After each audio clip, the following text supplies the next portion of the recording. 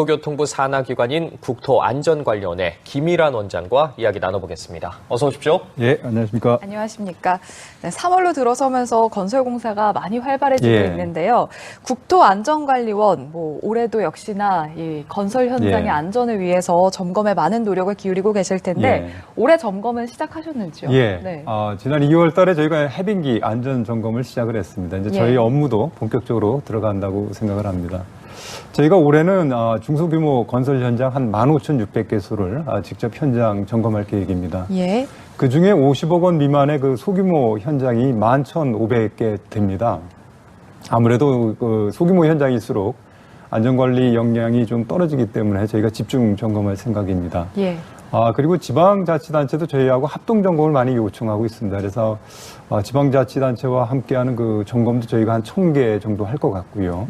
그리고 현재 사고가 나게 되면 저희가 가서 이제 조사하는 것도 한 550여 개소 정도 되지 않을까 이렇게 생각을 하고 있습니다. 네. 이 국토안전관리원이 출범한 지 3년째가 됐는데 올해 현장 점검의 초점은 어디에 두고 있는지 궁금합니다. 보통 점검하게 되면 되게 이제 지적이나 뭐 벌칙 이런 걸 많이 연상을 합니다. 근데 저희가 하는 점검은 그런 건 아니고요. 좀 철저하게 수요자 중심의 그리고 이제 궤도 위주로 점검을 하고 있습니다. 좀 더 구체적으로 말씀드리면 아무래도 안전관리 역량이 부족한 그런 현장에 대해서는 점검을 하는 것뿐만 아니라 직접적으로 안전 컨설팅도 저희가 하고 있습니다. 작년에도 한 1,000여 개 현장에 대해서 저희가 안전 컨설팅을 했는데 올해는 한 1,200여 개소로 좀 늘리려고 하고요. 마찬가지로 그 지방자치단체의 그 안전관리 역량도 좀 늘려서 할 필요가 있기 때문에 한 100여 군데에 대해서도 저희가 안전 컨설팅을 할 생각입니다. 그리고 또 저희가 이제 시대 흐름에 맞게 좀 빅데이터를 좀 적극 활용할 생각입니다. 저희가 이제 그 사고 내용을 조사를 해보면 추락 사고가 제일 많습니다. 그리고 이제 추락 사고가 나오는 것도 보면 대개 그 비계 공사에서 많이 나오고 있습니다. 그래서 저희가 이제 빅데이터를 좀 활용을 해서 이런 그 비계 공사가 이루어지고 있는 현장에 대해서는 미리 좀 발굴해서 사전 점검을 통해서 좀 그 안전관리가 철저히 되도록 그렇게 할 생각입니다. 그리고 마지막으로 저희가 좀 효율적으로 건설 안전 관리가 될 수 있도록 스마트 안전 장비 사업을 좀 확대할 생각입니다.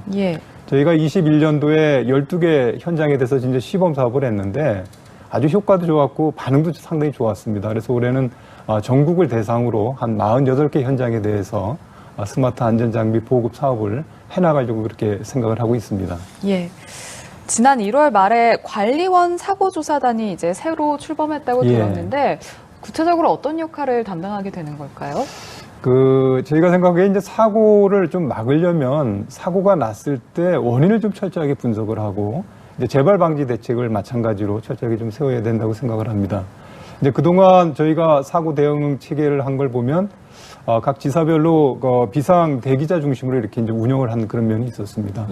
이제는 그게 아니라 사고 조사만을 전담으로 할 수 있는 전문 인력을 좀 양성을 해서 이분들이 전담을 하게 되면 그 원인 분석이나 대책을 세우는데 훨씬 더 효과가 좋을 거라고 봐서 저희가 기술사나 박사 학위를 가진 아주 전문 인력 16명을 선발을 해서 사고 조사만을 전담하도록 그렇게 꾸몄습니다.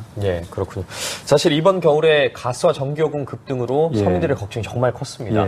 이와 관련해서 원장님께서 그린 리모델링을 강조하신다는데 구체적으로 어떤 내용인지 좀 소개해 주시죠. 그린 리모델링이 쉽게 얘기하면 그 건축물에 대한 에너지 성능을 좀 개선하자는 그런 사업입니다. 예를 들면 이 벽체 같은데 이제 단열이 좀 미흡한 곳은 단열을 좀 보강을 하고요.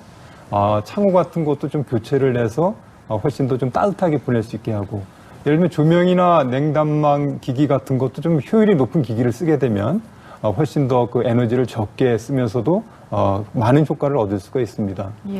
그린 리모델링을 하게 되면 통상적으로 저희가 생각하기에는 한 30% 이상의 그 에너지 절감 효과가 있다고 봅니다. 결국 건축물에 쓰이는 에너지가 줄게 되면 궁극적으로는 그 온실가스 감축도 할 수 있기 때문에 저희 입장에서는 그 그린 리모델링 사업을 국가 사업으로 적극 활용할 그런 생각입니다. 그럼 궁금한 게 이 공공 건축물뿐만 아니라 이 개인 소유의 혹시 건축물도 이 그린 리모델링 비용을 지원받을 수 있는지 궁금합니다. 할 수 있습니다. 보통 국공립 어린이집이나 이제 보건소 같은 공공건축물에 대해서는 이제 국비나 지방비를 투입을 해서 이제 그린 리모델링을 합니다. 근데 민간이 소유한 건축물 같은 경우에는 민간이 그린 리모델링을 위해서 이제 대출을 받게 되면 아무래도 이제 이자 비용이 생기지 않겠습니까? 그래서 그 이자 비용에 대한 거를 이제 국가에서 이제 지원을 하는 겁니다. 보통 예년에 보면 항상 한 12,000건 정도의 그 민간 건축물에서의 그 그린 리모델링에 대한 지원 요청이 있었습니다. 작년 같은 경우에는 건설 경기도 좀 안 좋고 이제 이자율도 높다 보니까 한 8천여 건으로 좀 저조한 면은 있었습니다만 이를 좀 보완하기 위해서 올해 저희가 이자 지원 비용을 한 3%에서 4%로 좀 늘리고요. 또 비주거 건축물에 대해서도 이 그린 리모델링을 할 수 있도록 대상도 좀 다양화해서 이 그린 리모델링을 좀 활성화하려고 이렇게 하고 있습니다. 예. 이 국토안전관리원이 지난달에 바닥 충격음 성능 검사 기관으로 단독 지정이 됐다고 들었습니다. 일단 이름만 들었을 때 요즘 좀 큰 사회적 문제인 층간소음과 좀 연관이 있을 것 같은데 구체적으로 좀 설명해 주시죠. 이 바닥 충격음 성능 검사라는 게 방금 지적하신 것처럼 이 층간소음하고 좀 연계가 되어 있습니다. 그러니까 종전에는 이제 이 건설사가 이 층간소음과 관련돼서 이 사전에 나는 이런 정도의 성능을 갖고 있다고 해서 사전 인정을 받습니다. 이제 그렇게 되면 그 인정받은 공법으로 시공을 하게 되면 사후에 별도의 검사 없이 그대로 성능이 갖추고 있다 해서 이제 사용 승인을 내주게 되었습니다. 이제 그러다 보니까 사전에 인정받은 성능이 과연 시공 후에도 그대로 유지되느냐는 건 이제 다른 문제이거든요. 그렇죠. 이제 그러다 보니까 이 층간소음과 관련돼서 이제 많은 문제가 제기가 됐었죠. 그래서 이제 정부에서도 작년에 이제 8월부터 이 법을 바꿔가지고 사전에 인정받은 성능이 과연 그대로 시공이 됐는지를 사후에 그 사용 검사를 하기 전에 성능 검사를 하겠다고 하는 겁니다.